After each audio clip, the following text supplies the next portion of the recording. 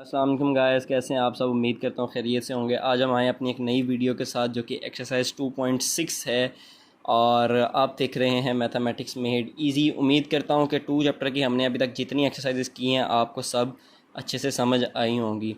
ठीक है, तो अब इस एक्सरसाइज 2.6 में जितने कंसेप्ट अभी इस क्वेश्चन नंबर 1 में बुक में, तो ये ट्रू और फॉल्स का क्वेश्चन है सिंपल सा, लेकिन इस हर क्वेश्चन में एक सॉल्यूशन छुपा हुआ है जो कि आपको शॉर्ट क्वेश्चंस में पूछा जाता है। ठीक है, वो शॉर्ट क्वेश्चंस में ना ट्रू और फॉल्स की फॉर्म में नहीं देते, बल्कि इसी तरह क्वेश्चन फॉर्म दे के कहते हैं कि इसको सॉल्व करके दिखाओ हमें। तो इसको आपने ट्रू और फॉल्स नहीं समझना, बल्कि इनको भी आपने सॉल्व करना है। तो इसको देखते हैं। इसमें सारा कंसेप्ट वही है जो हमने 2.5 में पढ़ के आए हैं, तो आइए इसको देखते हैं। अच्छा, अब ये देखें, ये क्या है, √-3 और ये मल्टीप्लाई हो रहा है एक और √-3 से। तो अगर मैं एक मिसाल आपको दूं कि मेरे पास लिखा हो 3 × 3, तो मैं इसको इस तरह लिख सकता हूँ ना कि 3 का स्क्वायर, 2 3 है ना। इसी तरह ये जो √-3 से मल्टीप्लाई हो रहा है ना, तो मैं इसको लिख सकता हूँ √-3 का स्क्वायर। मैंने इसको इस फॉर्म में लिख लिया। अब ये जो स्क्वायर था ये इस अंडर रूट से कट गया, तो मेरे पास सिर्फ पीछे क्या आंसर बच गया, -3 बच गया। इस तरफ क्या था मेरे पास 3, तो -3 तो 3 के बराबर नहीं होता। इसका मतलब ये मेरे पास जो क्वेश्चन है ये क्या है, फॉल्स। मैंने सिंपल क्या किया, ये 2 दफ़ा लिखी हुई थी, मैंने इनको स्क्वायर करके लिख लिया। स्क्वायर अंडर रूट से कट गया, पीछे सिर्फ -3 बच गया, तो -3 तो 3 के बराबर नहीं होता, तो ये मेरे पास क्या है, फॉल्स है। ठीक है, अब इसका देखते हैं क्वेश्चन नंबर 1 का पार्ट 2 देखते हैं। तो इसके अंदर वो क्या कहता है कि अयोटा की पावर 73 माइनस अयोटा के बराबर है। अच्छा, इसको भी सॉल्व करके देख लेते हैं। तो हमने तो सबसे पहले क्या बनाना है, अयोटा का स्क्वायर बनाना है। बना लिया। अब इस 2 को किससे मल्टीप्लाई करूँ कि 73 है। 73 तो एक ऑड नंबर है, 2 के टेबल पे तो नहीं आएगा, तो 2 के टेबल पे क्या आ सकता है, 72 आ सकता है। 73 नहीं, 2 के टेबल पे इवन नंबर आ सकता है, ऑड नंबर नहीं आ सकता। तो इससे छोटा इवन नंबर 72 ही होता है ना। तो अब वो क्या किस तरह करूँ कि 2 3 दा 6 1 गया, 2 6 दा 12, पीछे कितने रह गए, ये 13 बना था, 2 6 दा 12 हुआ तो 1 बच गया।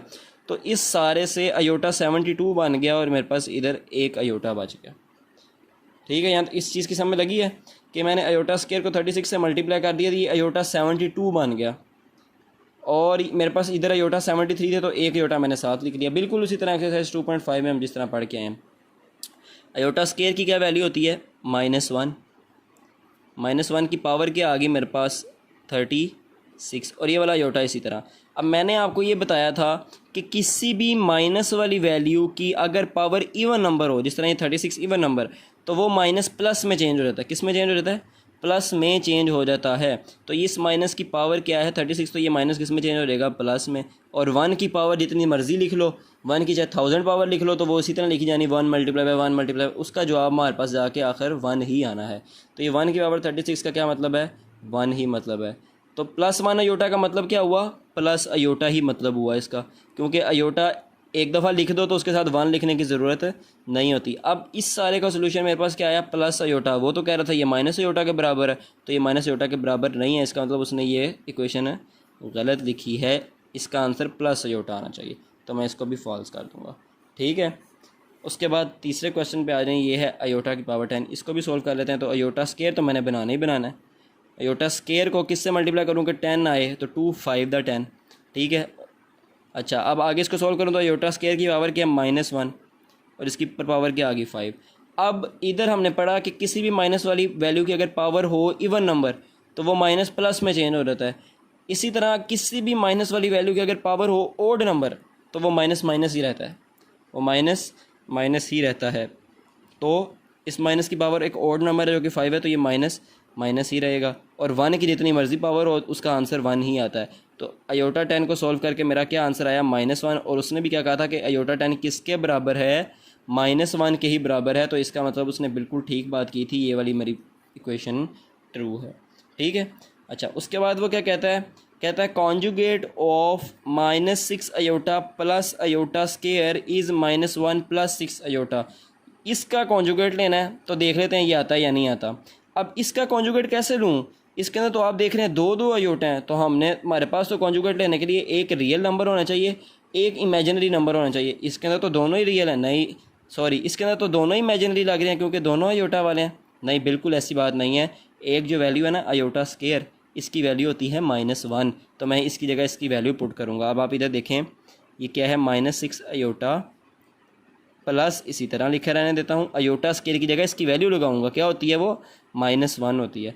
तो ये मेरे पास क्या बन जाएगी, -6 आयोटा प्लस -1। अब ये देखें, इसके अंदर एक रियल नंबर भी आ गया जो कि क्या है, -1। एक इसके अंदर इमेजिनरी नंबर भी आ गया जो कि क्या है, -6। किसी भी चीज़ का अगर कॉन्जुगेट नहीं है तो उसके इमेजिनरी वाली नंबर के साइन चेंज करते हैं। तो इसके अंदर जब मैं इस -6 का साइन चेंज करूँगा, क्या हो जाएगा, +6 आयोटा हो जाएगा। ठीक है, और ये रियल नंबर तो मेरे पास उसी तरह लिखा रहेगा। तो मेरे पास इसका कॉन्जुगेट जो मैंने निकाला वो क्या आया, +6 आयोटा -1। तो इसमें देखें, -1 + 6 आयोटा, यानी रियल नंबर -1 है जी, इसमें भी रियल नंबर -1 है।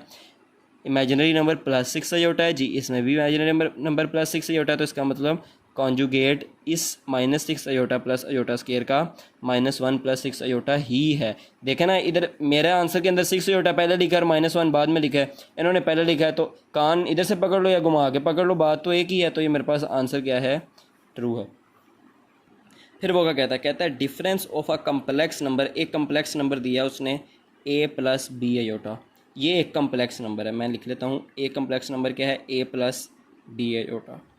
ठीक है, लिख लिया।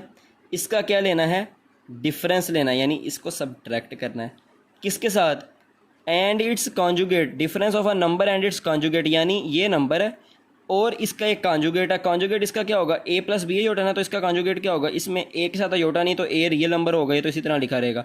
b के साथ आयोटा है तो b इमेजिनरी नंबर होगा। कॉन्जुगेट के अंदर हमेशा इमेजिनरी नंबर का साइन चेंज होता है, तो ये क्या बन जाएगा, a - b आयोटा बन जाएगा।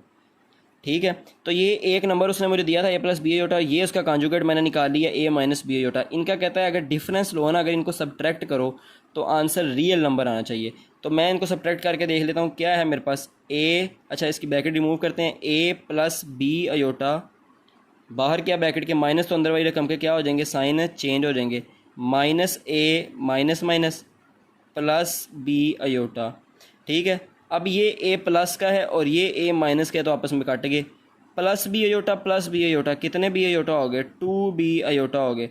तो ये तो मेरा जो आंसर आया है ये इमेजिनरी नंबर आया, रियल नंबर तो नहीं आया। इसके अंदर रियल नंबर तो a था जिसके साथ कोई भी आयोटा नहीं था, इमेजिनरी नंबर था b जिसके साथ आयोटा था। वो कहता है अगर इनका डिफरेंस लो तो एक रियल नंबर आना चाहिए। आंसर में तो मेरे पास एक इमेजिनरी नंबर आ रहा है आयोटा के साथ वाला, इसका मतलब वो गलत कह रहा है। ये क्या हुआ, फॉल्स हुआ। इससे आपने एक बात याद रखनी है कि difference of a complex number and its conjugate is always a imaginary number, not a real number. ठीक हो गया। फिर इसका क्वेश्चन नंबर 6 देखते हैं। कहता है अगर a - 1 - b + 3 आयोटा इसके बराबर है 5 + 8 आयोटा के, तो a की वैल्यू इसके अंदर 6 है और b की वैल्यू -11 है। तो मैं क्या करता हूँ, खपने की बजाय a की जगह 6 लगा के देख लेता हूँ और b की जगह -11 लगा के देख लेता हूँ। अगर तो मेरा आंसर यही आया, इसका मतलब उसने बिल्कुल ठीक बात की हुई है। तो मैं क्या करता हूँ, इसके अंदर a की जगह क्या लगाता हूँ, 6, तो a की जगह 6 लगाया, आगे क्या था -1, इसी तरह फिर क्या माइनस, फिर b की जगह उसने मुझे क्या दिया, -11, तो मैं -11 लगा लेता हूँ। आगे क्या है, +3 और ये आ गया आयोटा इज़ इक्वल टू क्या उसने दिया है, 5 + 8 आयोटा। तो मैंने a की जगह 6 लगा लिया और b की जगह -11 लगा लिया। अब 6 - 1 क्या होता है, 5। ठीक है, ये वाला माइनस बिल्कुल इसी तरह ब्रैकेट लगाई, -11 + 3 क्या होता है, प्लस माइनस, -11 में से 3 निकाले तो 8 आया और साइन बड़ी वैल्यू का माइनस का, तो इनको सॉल्व किया तो -8 आ गया और ये आयोटा इसी तरह। अब 5 इसी तरह माइनस माइनस +8 आयोटा। तो देखो 5 + 8 आयोटा इन्होंने भी कहा था क्या है, 5 + 8 आयोटा। तो ये मेरे पास बिल्कुल ठीक बात किया कि अगर इस इक्वेशन के अंदर मैं a की वैल्यू 6 लगाऊं और b की वैल्यू -11 लगाऊं तो जो मेरे पास आंसर आएगा वो 5 + 8 आयोटा आएगा, वही आंसर आया। तो ये भी मेरे पास क्या है, ट्रू है। फिर आखिरी इसका क्वेश्चन पार्ट नंबर 7 देखते हैं। वो कहता है product of a complex number and its conjugate.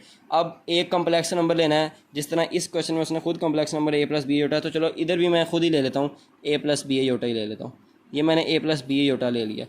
इस एक कम्प्लेक्स नंबर का कॉन्जुगेट भी निकालना है, तो वो मैंने क्या निकाला, a - b आयोटा। ये इसका कॉन्जुगेट है, इमेजिनरी नंबर वाले का मैंने साइन चेंज कर दिया, इधर प्लस था इधर मैंने माइनस कर दिया। ठीक है, the product of a complex number and its conjugate, इन दोनों का क्या लेना है, प्रोडक्ट लेना है, तो इनको मैंने आपस में मल्टीप्लाई कर देना है।